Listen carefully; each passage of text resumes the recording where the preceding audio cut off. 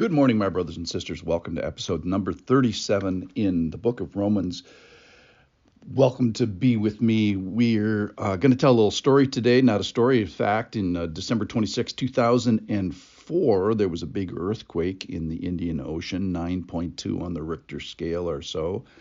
And this big rift happened out in the middle of the ocean, and a 100-foot wave started traveling across the ocean at 500 miles an hour. It's almost unimaginable. It hits Indonesia within 20 minutes. It hits the coast of Africa 8 hours later, and been told 250,000 people died, mostly by drowning and injury to this. Just incredible destruction, just the world out of order. And today, we're going to find out about how can this happen. I remember the Sunday after that, the church was packed. The regulars and the non-regulars, everybody showed up at church. Asking the question is, what just happened to our world? Well, the point is that creation groans, and we know it because we read the paper or were involved in that, or many other things, hurricanes and viruses and cancers. And we're going to find out today we don't groan alone. This is from Romans chapter 8.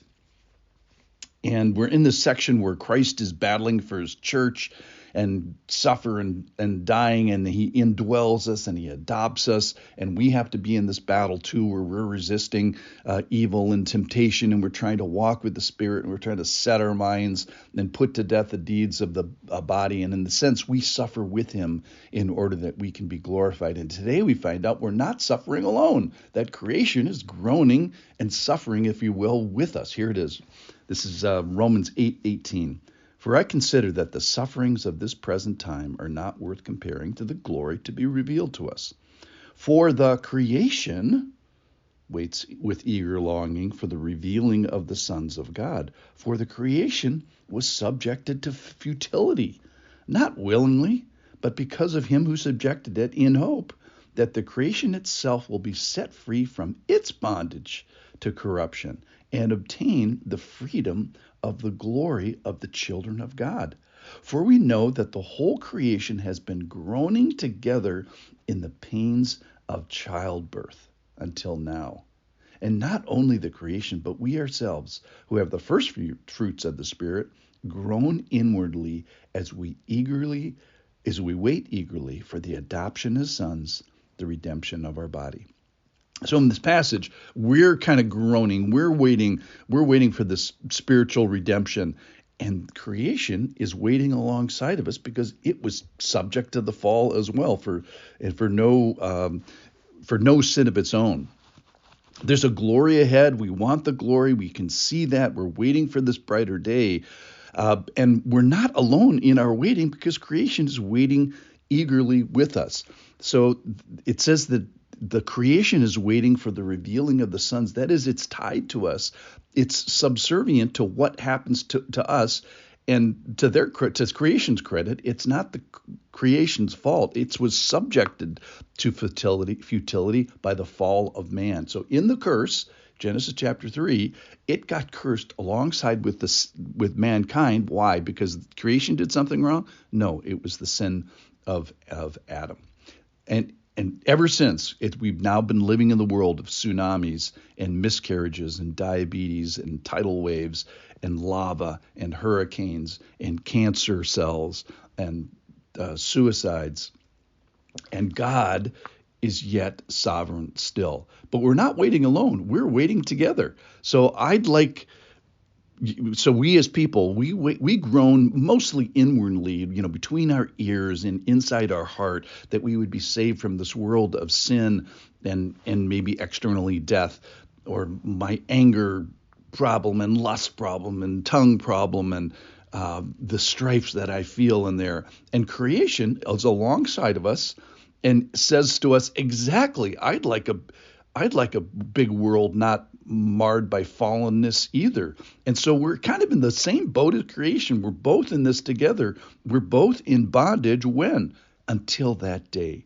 until we're set free. If you turn your Bibles to the last page to Revelation 21 and 22, it talks about that day where there's a new creation, a new heavens, a new earth.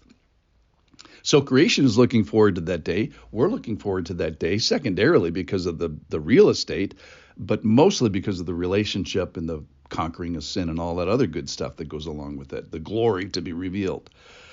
So how bad is the groaning? Well, it's groaning as to the pains of childbirth, which if you ask women, they say this is, one of the worst things that ever happened. So the groaning is bad. We groan inwardly. Creation groans outwardly. But you can't say, I groan alone, because every person you meet is groaning. They're confronted with the challenges and dealing with sin. And even if they're doing it well, and probably even more if they're doing it well, it means suffering. It means resisting. And then we look outside, you go outside your door, and every flower, every blade of grass, every star, every galaxy, every asteroid, and every microbe is also operating in a fallen world. So there's a time coming. Here's the hope here, is we're going to have a resurrected body, and it's going to live in a new heaven and a new earth. We're going to have adoption. We're going to be living face to face with God. Sin will be no more. It'll be off the map. No such thing. Death, no such thing. No tears, wiped away. And we'll be free from the effects of sin in a new heaven and a new earth. So we're living in this moment where we have this revealed. I'm telling you about it right now. But then you say, well, my knee hurts. Well, we're between worlds, if you will. We're stuck between what's revealed to us and what we have yet received. And so we're living in these middle ages of God's sovereignty. If you think about the Bible, we're living not in the first 3 pages. It was perfect then. It's going to be perfect on the last 3 pages. We're living in the middle pages of the Bible in this time of frustration. So if you are frustrated, you are in good company. Creation has its wagon hitched to us. It's waiting for us. It's kind of happened against the will of creation, if you will. If you think about it personified, creation is in futility. It's in the world of tsunamis and bondage, and it's groaning as well until this age is over and we have a new heavens and a new earth and a new relationship with God revealed in glory. So while we wait between the revealed world to come and the received world, which we haven't received yet, creation waits with us and creation groans with us. Thanks for listening.